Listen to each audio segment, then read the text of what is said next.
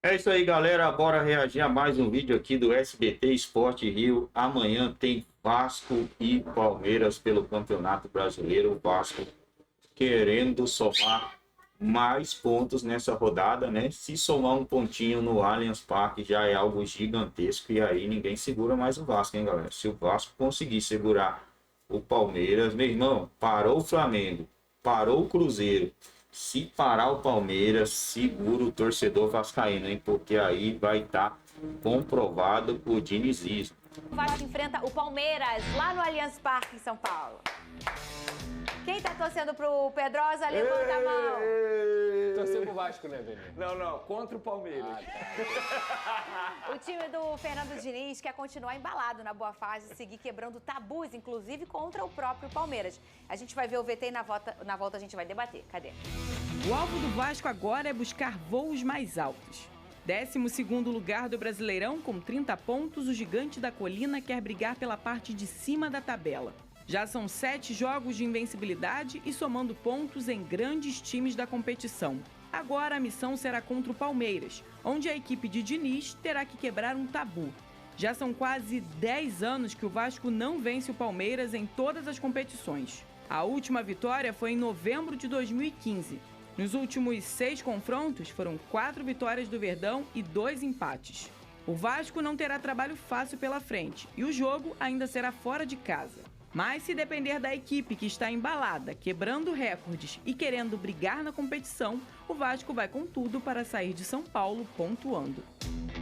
E você vê como é que a vida pode ter um sorriso no rosto, Lucas Pedrosa. 2015, o Vasco nem era um Vasco que caiu 13, né? E caiu 15 também, não foi? Sim. Então foi um Vasco que venceu o Palmeiras. Tudo bem que o Palmeiras também naquela época Mas era aquele não Vasco. era essa... Foi o Vasco do segundo turno em que o Nenê chegou e quase salvou o Vasco. Sim. Ele jogou muito esse jogo, inclusive. Jogou muito, ele acabou com o jogo no Allianz Parque. E o Vasco só não venceu o Palmeiras em 2023 porque o VAR interferiu no gol do Palmeiras. Mentira! Não acredito. De uma forma que não Qual deveria foi o interferir. ano? 2023. Ah, Foi no momento. nem gosto desse ano. Foi no Por que momento. você tá rindo, garoto? Vai! Foi no momento, inclusive, que o Vasco também tinha recebido os reforços no segundo turno. O Vasco até se livra do rebaixamento, mas era um jogo no Allianz Parque, já tinha o Verratti, já tinha o Paulinho. E aí o VAR interfere de uma forma que não poderia intervir e ficou por isso mesmo, mais uma Ficou, vez. né? Não acredito. Achei que ia voltar. Não, Isso é nunca só volta. Libertadores. Nunca volta. E com alguns times. Esse é igual o tempo. O tempo nunca volta. Não, esquece. Nunca volta. Ô, Pedrosa, mas você me conta aí, tem alguém voltando? Tietê voltando? Será que volta o Tietê? Tem uma possibilidade dele voltar e o Thiago Mendes também para a lista. O Lucas Piton não deve voltar para essa partida, mas já tem uma semana que o Tietê tem treinado normalmente. Não acredito que seja titular, mas acredito que vá para o banco. A gente vai ter a divulgação dessa lista hoje para a viagem, né, terça-feira. E aí o Vasco também tem uma dúvida do Carlos Cuesta, que saiu sentindo na partida contra o Cruzeiro. Provavelmente vai ficar fora desse jogo também, uma pena, porque não é uma lesão grave, não é nada muito grave, mas é um jogador que vinha encaixando com o Robert Renan. Então eu acredito, amanhã a gente vai poder trazer com mais exatidão, que o Vasco vai com o Léo Jardim, Paulo Henrique, Robert Renan na direita, jogando na posição do Carlos Cuesta, Lucas Freitas na esquerda e o Pumita como lateral esquerdo. O Barros está suspenso, uma péssima notícia, então acredito que ele vai de Hugo Moura e Matheus Cocão, Coutinho, Nuno, Ryan e Verratti. Para mim, isso é um achismo, tá? Pelo que eu entendo da coerência do trabalho do Fernando Diniz, que ele possa colocar esses jogadores. Amanhã a gente vai ter mais tranquilidade para poder falar isso, ou até hoje mesmo, se a gente vai apurar. Mas eu acho que é isso. Eu acho que, diante do cenário, infelizmente, mais uma lesão aí que acaba desfalcando o Vasco. E o Barros, já acho que é uma grande baixa também. O Barros que já confirmado, tá? Porque é uma questão de suspensão, de cartão.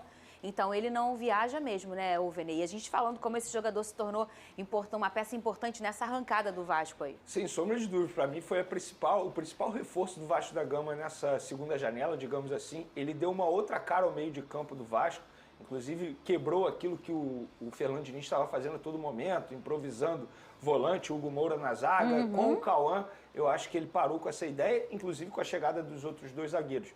Mas, de fato, para mim, eu acho que o Cauã ele vai fazer muito mais falta que o próprio Cuesta. Porque o Lucas Freitas pode dar uma conta do recado ali na vaga do Cuesta, embora o Cuesta tenha chegado muito bem. Mas hoje, para a vaga do Cauã Barros, eu acho que ninguém consegue fazer o que ele vinha fazendo anteriormente. Tanto é que o Pedrosa pode me corrigir. Desde a chegada dele, o Vasco não perdeu. Nunca Desde perdeu. quando ele foi titular com a camisa do Vasco, nesse retorno dele. Então, isso é coincidência? Obviamente que não. É um jogador que, de fato, agregou de uma maneira absurda. E ele voltou um outro atleta lá do América Mineiro, com uma maturidade dentro de campo também de impressionar. Então, assim, de fato, esse jogador vai fazer muita falta. E eu confesso para você que eu quero ver o Coutinho jogar na grama sintética, que é um jogador que já reclamou. Tem muita gente, Fica a dúvida Vene. se ele vai ficar 90 minutos em campo. Enfim, vamos acompanhar. Ele já jogou esse ano algumas vezes, né? Jogou contra o Botafogo, jogou na Copa do Brasil também, se eu não me engano, contra o Nova Iguaçu, e foi bem, inclusive, nesses jogos. Tem muita gente que defende que o Coutinho tem que ser poupado Ah, eu não defendo isso, não. para quarta-feira, justamente porque é um jogo mais difícil. Você é o quê, garoto? Ah, não. Na minha vez, o Coutinho poupado. Ah, tá. Tem muita gente Tá que vendo defende por que isso. que ele tá Ô, interessado? Coutinho, são 10 anos sem ganhar lá. Você pode fazer o gol dessa vitória. Olha que marca. Eu acho difícil ele ser poupado, porque o Diniz não gosta de poupar. Ele só poupa quando é uma realmente Eu acho que uma pode jogar orientação. menos. Menos de mas minutos. aí Que já ele tem já esse joga, controle, né? É engraçado, porque no último jogo contra o Cruzeiro ele jogou 85 minutos, em alto nível, jogando bem, sendo influente dentro da partida. Isso é muito positivo. Mas eu acho que tem que entender o contexto do jogo mesmo, se ele sentir alguma coisa. É porque o gramado sintético, por incrível que pareça, beneficia o jogo do Felipe Coutinho, que é um jogo rápido. Ele é veloz, ele é inteligente, ele consegue fazer o jogo andar de uma forma melhor. Mas eu acho Falar que em gramado não ser titular, ele sintético. tem que jogar. Você já fez obra na sua casa, Veni? Já fez? Já. Aí você ficou morando na casa da sua mãe um pouquinho? Só um Eu pouquinho? convivi com a Na obra. época da poeira? Da poeira? Não, o você? pior é o seguinte, ó, vai acabar daqui a um mês. Isso aí é outra seara. Nunca é um mês. Olha aqui. Negócio aí de coletiva no final. Não, eu vou falar do São Januário. Quero que você me venha com novidades sobre a obra de São Januário. É que não tem... Se você fizer uma obrinha lá, meu amor, você vai jogar onde, meu benzinho? Estádio Newton Santos. Porque no Maracanã não tem como. Tem que entrar na justiça. Não, agora... aí, ó, pior ó. que não, Veni. Tô brincando, calma, eu tô brincando. Começou, Clubes. Hoje, Vasco, Flamengo e Fluminense, há um entendimento. Há uma baita parceria. Há, inclusive, um contrato assinado.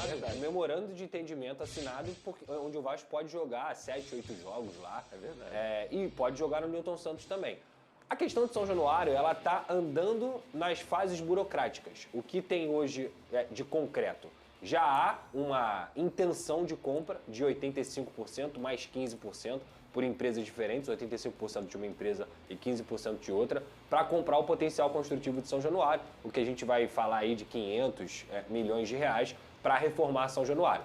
O Vasco estendeu esse prazo para que o comprador pudesse fazer, mas já há uma intenção assinada, digamos assim, um pré-contrato assinado, e agora o Vasco está aguardando, de fato, a concretização para que o clube receba dinheiro em caixa, pelo menos de um adiantamento, e comece as obras. O que o Vasco não vai fazer é começar as obras sem ter o dinheiro, de fato, para você...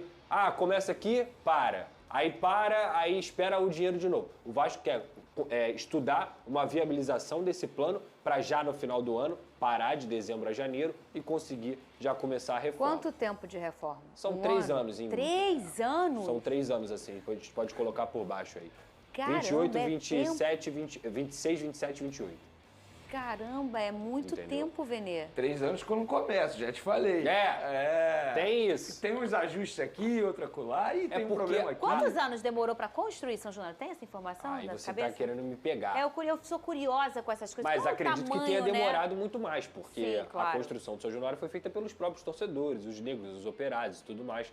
Com a tecnologia hoje em dia, você consegue reduzir bastante esse tempo.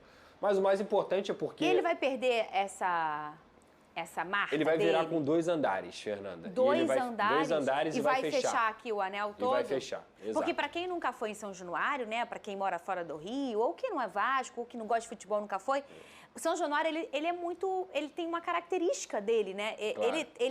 Ele tem ele é um Essa parte aqui de trás, onde você está vendo esse telão, ele não tem arquibancada. É a capela. É uma capela. Tem, a estátua é aqui A estátua do Romário é aí. É aqui, né? E a estátua do Roberto Dinamite do outro é lá. lado. Então, ele é uma coisa muito singular, né? Sim. O estádio São Januário é muito singular em todos os sentidos e até nas suas características físicas. E aí ele vai perder essa carinha dele, então, Pedrosa? Vai perder. Eu lamento, Venê. Porque eu sou muito nostálgica, eu sou péssima para comentar essas coisas. Eu particularmente, eu sou saudosista também. Eu sou muito. Sou muito saudosista. Agora, eu sinto saudade do Maracanã antigo, falo mesmo. Eu também. Não que eu seja contra o Maracanã atual. Também. Mas assim, eu não sou muito fã de arena, mas eu entendo que hoje há necessidade. Porque assim, é entretenimento também. Por exemplo, tem a Arena Allianz Parque. Vai virar uma arena? A arena não. Tá. Mas vai... Porque elas têm, se vocês forem reparar, elas têm as mesmas caras. Sim. Você tá dentro delas, parece que tá tudo no mesmo lugar, né? No projeto, as características do projeto, eles preveem uma área popular para que a torcida do Vasco continue utilizando. Seria, sei lá, o setor norte, o setor sul. Seria isso.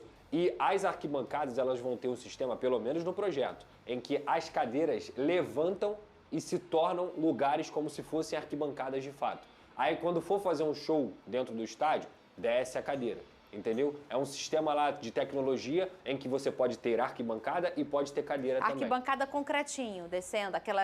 arquibancada mesmo. Só que dentro desse sistema, você consegue recolher a cadeira ou você consegue utilizar a cadeira, sem que o espaço fique prejudicado, entendeu? Interessante, então é um projeto... Depois eu vou trazer as fotos aí, a gente pode colocar aqui amanhã. Tem um projeto... Eu não sou hater de arena não, tá? Só pra ficar claro. Eu sou um pouquinho. Eu gosto da aí tem Neoquímica e Allianz Parque. Pra mim são duas arenas que eu gosto bastante. O mais legal pra mim da reforma de São Januário, além do Vasco entrar no século XXI financeiramente falando, porque a renda do Vasco hoje é pífia em relação a esses grandes clubes, enquanto o Vasco arrecada 500, 600 mil em São Januário, quando o Vasco joga no Maracanã, quando o Vasco joga em outro lugar... 3, 4 milhões em um jogo. Então é muito diferente, assim, o Vasco precisa dessa grana. Mas o mais importante para mim, não só a modernização, o conforto do torcedor do Vasco, mas o entorno ali. A barreira do Vasco, o Tuiuti, São Cristóvão, a revitalização daquela área é muito interessante. Ela é muito importante, inclusive dentro do projeto, moradores dali das áreas vão poder trabalhar dentro da reforma. Maravilha. Então isso é importante também, porque muita gente vive daquela comunidade que é o Vasco da Gama. Então, cara, eu acho que aquilo ali vai ser um salto para a Zona Norte. A reforma de São Januário é um salto para a Zona Norte, principalmente aquela região. E se vocês não têm noção de como realmente o entorno ganha a galera que mora quando é dia de jogo. E se a gente está pensando em São Januário, que a gente está colocando 20 mil por jogo, mais ou menos, 19 e uns pouquinhos... Sim. A gente vai ter uma arena com quanto? Um novo São Januário? Existe um estudo entre 44 a 47. Mais que o dobro, Venê. Circulando na região, consumindo o que se vende por ali, utilizando, usufruindo daquele local. Isso é muito grandioso. É por isso que as pessoas que estão interessadas no estádio novo do Flamengo, lá na zona portuária, estão ansiosos por isso. Porque isso, de fato, valoriza o entorno, como o Pedrosa acabou de mencionar. Então, assim... Eu sou particularmente super a favor, a gente brinca aqui de arena ou não, independentemente de como vai ficar esse estádio aí, eu não tenho dúvidas que vai ser proveitoso para todos em volta de São Januário e, obviamente, para o Vasco da Gama, porque, assim, futebol hoje é negócio. A partir do momento que você consegue aumentar sua rentabilidade com o estádio, é a melhor coisa do mundo para o clube. Exatamente. Por exemplo, o São Paulo foi eliminado na Libertadores, mas vai ver a renda, foi quase 10 milhões no jogo contra a LDU. Então, assim, foi uma renda maravilhosa, sabe? Imagina você faturar, entre aspas, 10 milhões em um jogo só, com uma renda de uma partida. É muito diferente. E assim, eu achei um golaço. Eu não sabia que tem esse setor popular.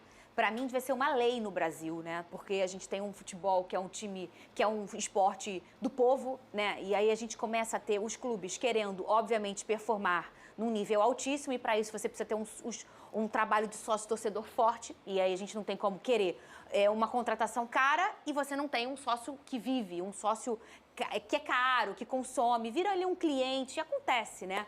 Então, você precisa dar uma mescla e pensar que tem uma lei em todos os estádios do Brasil, tem uma carga ali de, sei lá, 3 mil, 4 mil, 5 mil, um pedacinho daquele lugar ali, um pedacinho para o povo mesmo, com ingresso acessível, com valor para a galera aí no Maracanã, isso aí ia ser incrível. Eu tô nesse programa há 10 anos, e há 10 anos eu falo disso, isso é um sonho, isso ia ser assim, porque hoje Há quanto tempo o Flamengo virou aí um time que não briga para não cair? Desde 2019. E de lá para cá é só brigar por título, correto? E aí com isso você também tem fortalecendo a questão dos sócios. É normal e é legal, porque precisa do dinheiro. Mas também nesse tempo você perdeu um monte de torcedor do radinho, aquela galera às vezes que não consegue comprar um ingresso muito caro, que nunca foi no Maracanã, que não vai mais, ou uma criança que nunca foi no Maracanã. Pois é, eu acho que isso faz parte do futebol, a gente... É isso aí, galera, jogo contra o Palmeiras amanhã. Vamos dar uma olhada aqui no horário aqui, que eu tô meio por fora, quarta-feira, Brasileirão Betano, amanhã joga Mirassol, Red Bull Bragantino, Palmeiras e Vasco, Sport e Fluminense. Esses jogos serão às 7 horas da noite, um horário bom para assistir, né? Muita gente não vai conseguir, porque vai estar chegando no serviço, mas vai conseguir pegar ali uma parte do jogo. O jogo muito tarde também é ruim, né? Eu não gosto de jogo quando é às 9h30, termina muito tarde. Inclusive aqui onde eu moro é 1 hora a menos, né? Então para mim ainda fica de boa. Às 7h30 a gente tem Inter e Corinthians. Às 9h30, Botafogo e Bahia, Santos e Grêmio. São 1, 2, 3, 4, 5, 6 jogos, né? E hoje a gente tem um jogo também aqui do Brasileirão, Atlético Mineiro e Juventude. Será, rapaz, que o Vasco vai aprontar para cima do Palmeirinha? Palmeiras que está sem Lucas Evangelista e Piquerez ou Gomes, né? Que não vai para esse jogo. São 2 desfalques aí. Tomara que o Vasco tenha aí o time completo, né, pessoal? Tomara que o Coutinho jogue, porque o cara tá sendo um maestro ali. Se o Vasco, cara, apronta hoje, ele vai a 33 pontos, cara. Aí vai assustar, hein? Se o Vasco apronta hoje para cima do Palmeiras e vai a 33 pontos, aí já é algo meio que surreal o negócio, hein? O negócio já fica aí num patamar legalzinho. O Vasco tá aí a 7 jogos sem sofrer uma derrota e no caminho desses 7 jogos, simplesmente 3 clássicos, né? 2 contra o Botafogo, 1 contra o Flamengo, um empate ali idiota contra o Ceará, né? E, poxa vida, poderia ter vencido o Flamengo, na verdade. A defesa do Vasco foi superior ao Flamengo, vamos olhar aqui. 4 finalizações no alvo, né? O Flamengo teve 3, mas o Vasco teve algumas chances claras de gol ali. Poderia sim ter vencido essa partida aqui. Atropelou o Bahia, time de G6, e também atropelou o Cruzeiro. Poderia ter sido uma sonora goleada aqui. Aí é tentar segurar o Palmeirinha, né? Um pontinho que sair de lá já tá valendo muita coisa, na minha opinião.